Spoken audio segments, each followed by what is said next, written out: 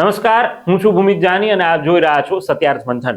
મિત્રો, અત્યાર સુધી ગુજરાતી સાહિત્યની અંદર આપણા લોકગીતોનો અમૂલ્ય ફાળો છે, પરંતુ અત્યાર સુધી એવું આપણે જોતા આવ્યા છીએ કે જ્યાં આપણા લોકગીતો એ કોઈ સામાજિક ઉત્થાન માટે, સમાજને કોઈ સંદેશો આપવા માટે અથવા તો સમાજમાં કોઈ જાગૃતતા ફેલાવવા માટે મહદઅંશે આ લોકગીતોનો સહારો એ લેવામાં આવતો હોય છે।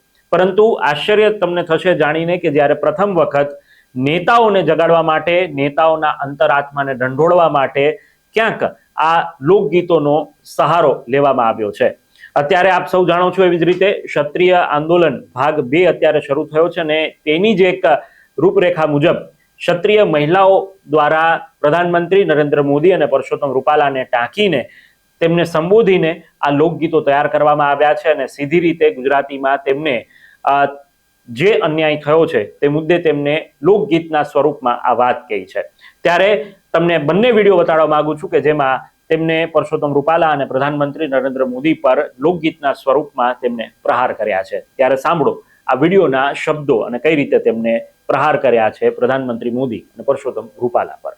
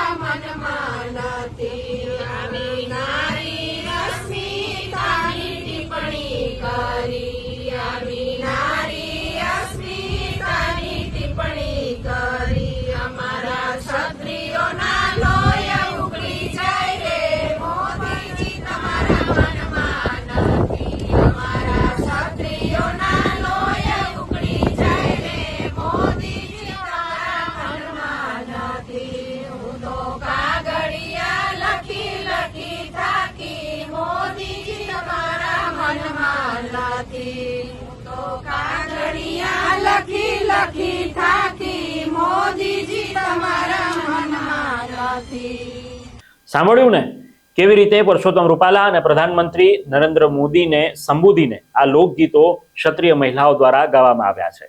હવે વાત કરવી છે એક એવા વિષય પર કે જે છેલ્લા ઘણા સમયથી આ ચાલી રહ્યો છે. એક તરફ જ્યાં સંકલન સમિતિ પોતાની રીતે આ આંદોલનને આગળ વધારી રહી છે, ત્યારે બીજી તરફ અનેક એવા ઓડિયો અને વિડીયોઝ પણ વચ્ચે વચ્ચે વાયરલ થતા હતા કે જેની અંદર એવું પ્રસ્થાપિત થઈ રહ્યું હતું, એવું લાગી રહ્યું હતું કે ક્ષત્રિય સમાજમાં હવે ફાટા પડી રહ્યા છે. અને આ જ વાતને લઈને પ્રથમ વખત લોક સાહિત્યકાર દિગુભા ચુડાસમા એ મેદાને આવ્યા છે. તેમને એક વિડીયો મૂક્યો છે અને તેમને આ જે આખો વિવાદ જે કાંઈ અંદરો અંદર ચાલી રહ્યો છે અથવા તો જે કાંઈ વિડીયો અને ઓડિયો ક્લિપ્સ જે વાયરલ થઈ રહી છે તે મુદ્દે તેમને સમાજને એક સંદેશો આપતા તેમને આ વાત કહી છે. ત્યારે દિગુભાઈએ શું કહ્યું એ પણ તમને સંભળાવું અને પછી આપણે આગળ વાત કરીએ. જય રાજપૂતાના, જય માતાજી, જય ક્ષાત્ર ધર્મ. હું દિગુભા ચુડાસમા. પ્રથમ તો ભારત દેશમાં બિરાજમાન તમામ ક્ષત્રિય અને ક્ષત્રિયાણીઓના શરીરમાં વહેતા રામ અને કૃષ્ણના લોહીને હું વંદન કરું છું.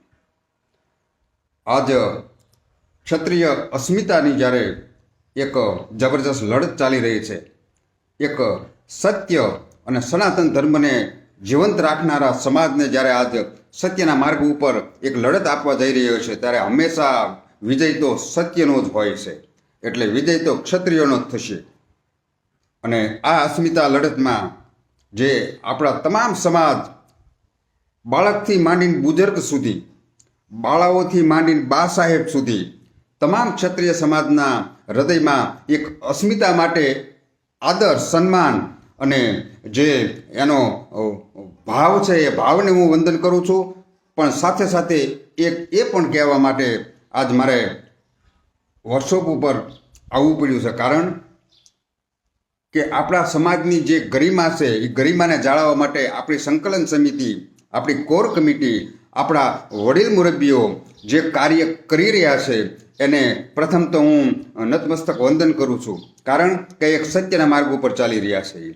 પરંતુ અમુક આપણા સમાજમાંથી કોઈ પોતાને અંગત મનદુખ હોય અને જે વિડીયો વાયરલ કરે છે, કે જે સમાજ કમિટી ઉપર આક્ષેપોનો વિડીયો વાયરલ કરે છે, એ તમામને એક જ કહેવાનું કે આપણી કમિટી એ આપણો સમાજ શ્વાસથી માણસ જીવે છે અને વિશ્વાસથી આખો સમાજ જીવે છે. એ સમાજ ઉપર જે વિશ્વાસ મૂક્યો છે એ સમાજ ક્યારેય ડૂબાડે નહીં. કારણ કે રણ મેદાનના જેથી યુદ્ધનો સમય હતો તેથી સેનાપતિની તો કમિટી જ હોય હતી, બાકી તો લડવાવાળા હતા. આપણે તો લડવૈયા છીએ. આપણે સેનાપતિની કમિટી જે કાર્ય કરે, જે આદેશ કરે એ પ્રમાણે આપણે લડવાનું છે. અને લડ્યા પછી જે કાંઈ વિજય મળે એ સમિતિને નથી મળતો, એ વિજય આખા સમાજને મળતો હોય છે. એનો વિજય આખા સમાજને મળશે. એટલે સમાજ ઉપર, કમિટીના સભ્યો ઉપર આપણે વિશ્વાસ રાખી અને આપણે આ લડત આપવાની છે. એક નિર્મલ લડત આપવાની છે. હા, જે ટીટોડીના ઈંડાને બચાવી શકે, લાખો માણસોના અવર જવર પછી જે ટીટોડીના ઈંડાને બચાવી શકે એ કેટલો રોયલ સમાજ છે સાહેબ. એનું બ્લડ જ રોયલ હોય એટલે આપણો આંદોલન પણ રોયલ જ હોય સાહેબ. આપણે કોઈ પ્રજાને હેરાન કરવા માટે કે કોઈની સાથે બાથ ભીડવા માટે નહીં, પણ સત્ય માટે કદાચ માથું દેવું પડે તો દઈ દઈશું, પણ આંદોલન આપણું રોયલ હશે. એ આપણા આદેશ પ્રમાણે, આંદોલન કમિટીના આદેશ પ્રમાણે, આપણી કોર કમિટીના આદેશ પ્રમાણે આપણે સૌ યુવાનો સાથે મળી અને આપણી આ એક યુદ્ધની લડત લડશું.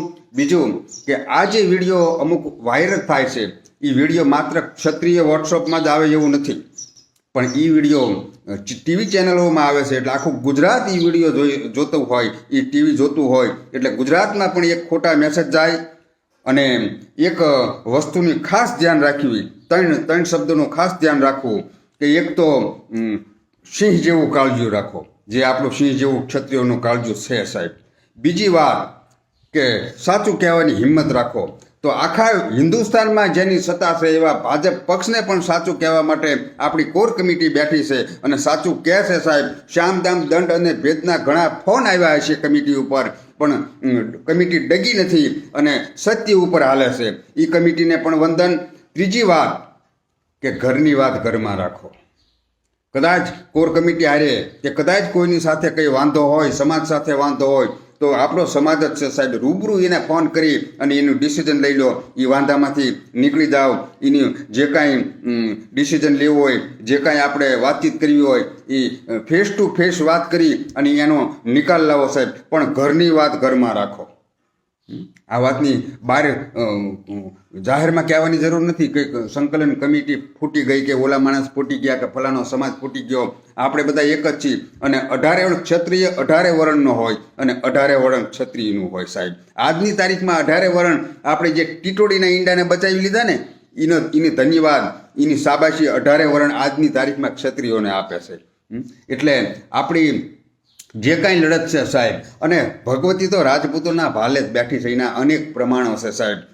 આપણું તો સ્વાર્થની લડાઈ નથી, આપણી તો પરમારથની લડાઈ છે સાહેબ, અને સત્યની લડાઈ છે. અને વિજય હંમેશા સત્યનો જ હોય છે. એક દિવસ ક્ષત્રિય સમાજને વિજય મળવાનો છે.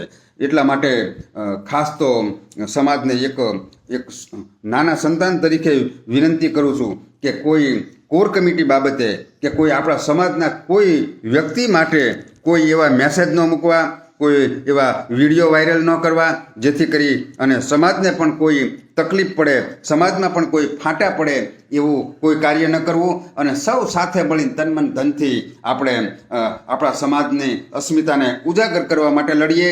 તો જાદુ નહીં કહેતા, આવા કોઈ વિડીયો વાયરલ કરતા હોય તો એ તમામને મારી કરબદ્ધ પ્રાર્થના છે કે વિડીયો વાયરલ ન કરવા અને તનમન ધનથી સાથ દઈ અને સમાજની સાથે, એકતાની સાથે આપણી અસ્મિતાની લડતમાં આપણે સૌ સાથે રહી અને સહિયારો પ્રયાસ કરી અને વિજય બનવા માટે આપણે આપણી મહેનત લગાડીએ, આપણે આપણી શક્તિ લગાડીએ એવી અભ્યર્થના સાથે દિગુભા ચુડાસમાના સમાજને નતમસ્તક વંદન. જય માતાજી, જય રાજપૂતાના. સાંભળ્યું ને?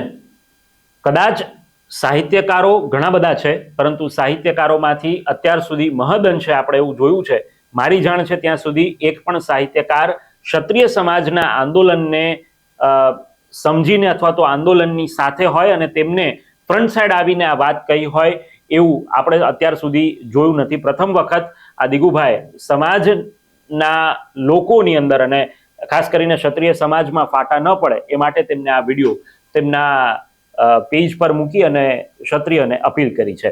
તો આ જ પ્રકારના તમામ અપડેટ્સ અને સમાચાર આપના સુધી પહોંચાડતા રહેશું.